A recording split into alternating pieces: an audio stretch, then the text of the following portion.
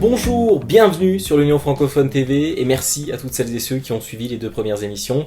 Pour ce troisième numéro, nous avons interviewé Dominique Villeneuve, présidente directrice générale de l'Association des agences de communication créative à Montréal. Nous entendrons également Christian Cap, le président fondateur de l'Union Francophone, qui va nous informer sur des chiffres clés du défi Stop aux Infox Covid-19 lancé il y a quelques temps maintenant. Et comme à notre habitude, nous allons vous présenter des campagnes de sensibilisation face aux infox autour du Covid-19 destinées à Instagram, Facebook et Twitter, imaginées donc par des jeunes publicitaires. Commençons tout de suite par la campagne d'un groupe de jeunes étudiants à l'ECV de Nantes, une école qui forme au métier de la création et du digital. Ils ont été encadrés par l'agence Antigel. Le slogan de leur campagne, plus c'est gros, plus ça passe. Regardez.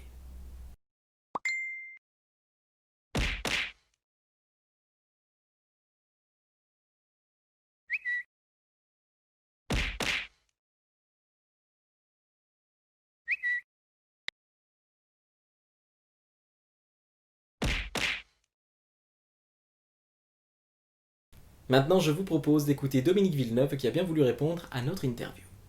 Bonjour Dominique Villeneuve, vous êtes présidente directrice générale de l'Association des agences de communication créative au Québec. Merci d'avoir accepté notre interview. Nous avons 6 heures de décalage horaire, il est donc 9h30 chez vous au Québec. Comment allez-vous ? Ça va très bien. Bon, vous avez accepté d'être membre du comité de soutien du défi Stop aux Infox Covid-19 lancé par l'Union francophone. Première question donc pour vous, face aux infox, avez-vous adapté une méthodologie afin d'évaluer la qualité et la pertinence d'une information ?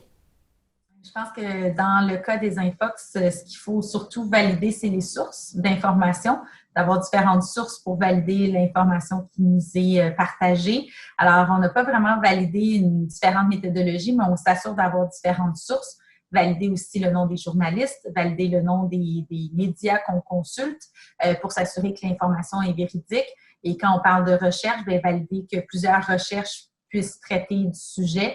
Donc, c'est vraiment sur la validité des sources et de s'assurer de partager de l'information qui est sécuritaire, mais aussi vérifiée et vérifiable.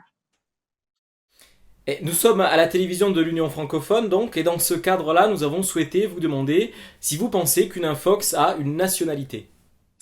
Je ne crois pas que les infox aient une nationalité. Je crois que l'information, maintenant, n'a plus de frontières. On peut s'informer à travers le monde de différents médias également. Donc, je ne crois pas que les infox aient une nationalité et je crois que c'est la responsabilité de tous de lutter contre les infox et de s'assurer de la validité des sources pour partager de l'information vérifiée. Merci beaucoup d'avoir été avec nous. Je vous retiens pas plus longtemps. Merci, vous aussi. À bientôt. À bientôt. Pour cette seconde campagne, nous avons rendez-vous en Côte d'Ivoire avec Adam Nasser. Dans cette campagne, il invite la cible à vérifier les informations avant de les partager pour ne pas elle-même faire partie des personnes mal intentionnées qui diffusent les infox, car la force d'une infox, c'est sa rapidité à se propager. Regardez.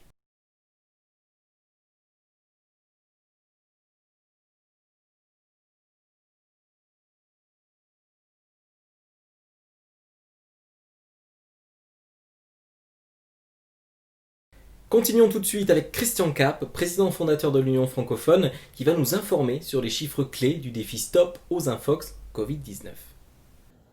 Bonjour Geoffrey, tu m'as demandé quelques chiffres sur l'opération Stop aux Infox Covid-19. Nous avions un objectif de 50 jeunes talents, 103 ont répondu à l'appel venant de 12 pays. Nous avons reçu ou à recevoir 39 campagnes contre 25 initialement prévues dans notre plan de lancement de l'opération. Nous avons touché sur les réseaux sociaux de l'Union francophone 2 100 000 personnes via Facebook et Instagram. Et nous avons envoyé et touché par une lettre d'information et pas newsletter 600 000 personnes. Alors au départ, l'opération devait se clôturer le 30 avril et au vu de l'affluence et des demandes, nous l'avons repoussée au 15 mai. Et nous avons décidé, avec l'accord de nos partenaires et à leur demande, de clôturer le 7 juin. La remise des prix est toujours prévue pour le 2 juillet. Merci Geoffrey. Allons découvrir une dernière campagne réalisée par Lucie Amonet. Elle nous vient tout droit de l'île de la Réunion. L'idée de cette campagne, c'est de voir la propagation des infox comme une véritable maladie qui ronge les réseaux sociaux. d'autant plus que les infox peuvent avoir des conséquences très graves. Cela permet également de faire un lien direct entre la viralité des infox et celle du Covid-19. Lucie Lamonet a voulu mettre en avant l'urgence de cette crise de la désinformation.